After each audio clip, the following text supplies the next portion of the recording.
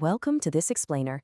If you're a trainee teacher, an education student, or just someone who is genuinely passionate about the English language teaching profession, well, you're in exactly the right place. Today, we're going to demystify what makes a truly effective teacher. We often tend to think of great teaching as some kind of unexplainable magic, but the reality? It's actually much more structured than that. We're going to break down the specific characteristics, the behind-the-scenes admin, and the absolute essential classroom skills that transform an ordinary lesson into a highly rewarding learning experience. All right, here's our roadmap for the session. We'll start with 1. What makes good teachers? 2. Professional teacher tasks. 3. Essential teacher skills. And 4. Destinations and key takeaways. We've got a very clear destination for today, so let's jump right in. Section 1. What makes good teachers? So take a quick second and think back to your own school days. Try to picture your absolute favorite teachers. The ones you just knew were truly good at what they did. Why did they strike you as special? Was it because they were super extroverted? Did they just always have interesting things to say? Or did it feel like their genuine interest in your progress was just totally compelling? It's honestly kind of hard to pin down exactly why they were so great, right? And that leads us to a really classic question. Are good teachers born, not made?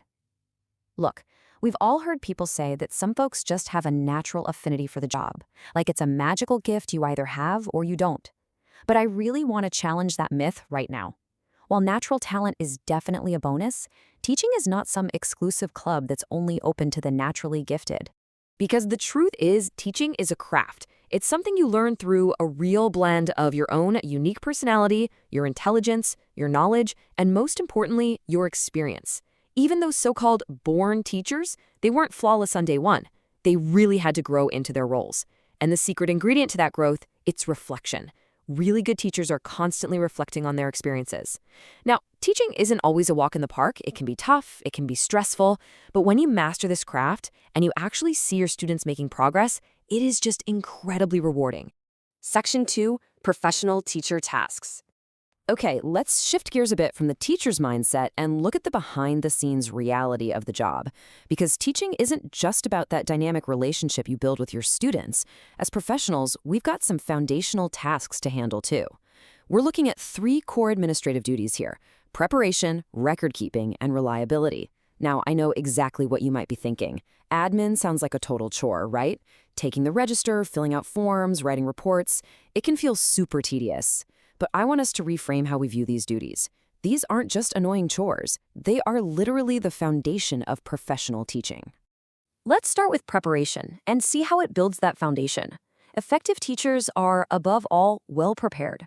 Now, sure, part of this is knowing your subject inside and out. But the crucial point here is entering the classroom having already thought about what your students are actually going to achieve today. You've got to walk through that door with really clear learning outcomes in your head. Now, will the lesson always go exactly according to your master plan? Definitely not. But students take immense comfort in knowing their teacher actually put thought and preparation into their specific class for that specific day. Then there's record keeping. Rather than viewing this as just endless busy work, try to see it as a vital reflective tool. Keeping a solid record of what you've taught and honestly evaluating how well things went allows you to gauge your real success. Did that activity actually result in student engagement? Did they learn anything? By documenting this stuff, you can draw real conclusions about what hits and what misses, and that allows you to continuously amend your teaching practice so you don't end up stuck in a rut of sterile, ineffective routines. And this brilliantly highlights our third task, reliability. As professional educators, we have to be reliable with the basics, like timekeeping and homework. It boils down to practicing what we preach. Think about it for a second. We can't possibly stand there and berate our students for being late to class if we're always strolling in 5 minutes after the bell ourselves. And it's totally unfair to demand that students hand in their essays exactly on time if it takes us 3 weeks to grade and return them.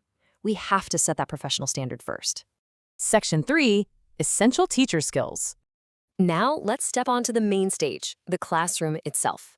This is where we take all that administrative preparation and combine it with practical skills to make the learning actually happen.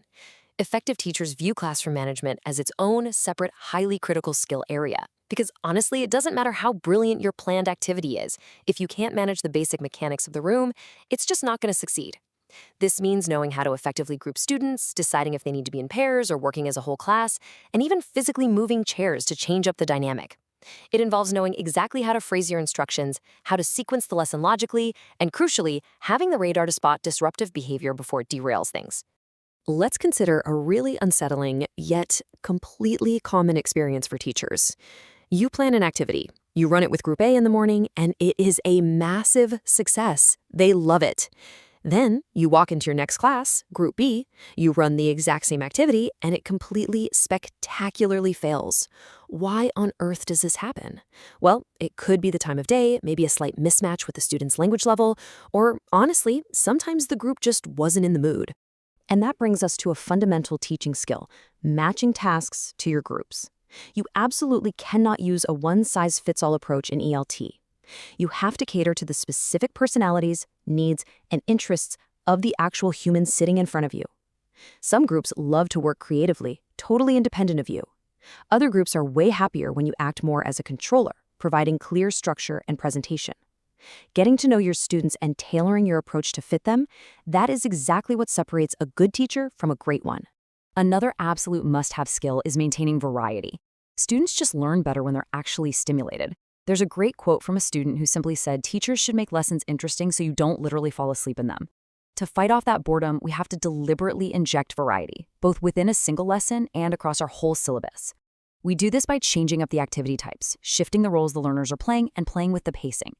Because even the most wildly motivating game loses its spark by the sixth time you force them to play it. Let me give you a very specific, practical example here.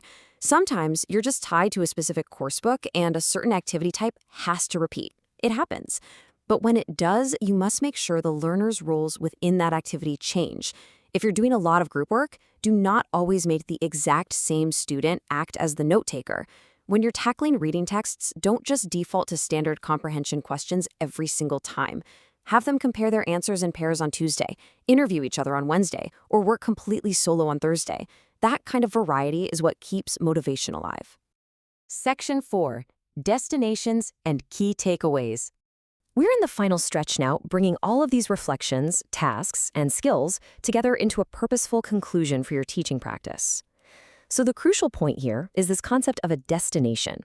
Whenever we introduce learning activities into the classroom, we have to essentially persuade our students that what we're doing is actually useful. Good activities must have a destination, a clear learning outcome. And it is entirely your job as the teacher to make that destination crystal clear. The students need to know where they're going, and more importantly, they need to recognize the exact moment they've actually arrived.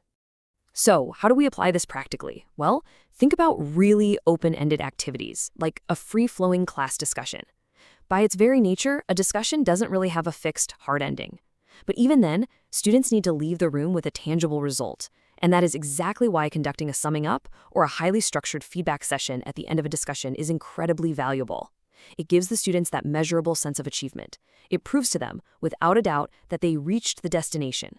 All right, let's quickly pull all of this together. Effective teaching? It's not magic. It is a deeply reflective craft that you hone over time. It relies heavily on solid preparation and unwavering professional reliability. It requires highly adaptable classroom skills, like managing group dynamics and purposefully injecting variety so your students stay engaged. And above all, it's driven by purposeful destinations, making sure your students always know exactly what they are achieving. When you can blend all of these elements together, teaching English becomes a profoundly rewarding experience, both for you and for your students. So as you head out to plan that next lesson, step into the classroom and really embrace this incredible profession, I want to leave you with one final thought. You've got the tools, you've seen the blueprint, and you're building the skills. The only question left is, where will you take your students today? Thank you so much for joining me for this explainer, and happy teaching.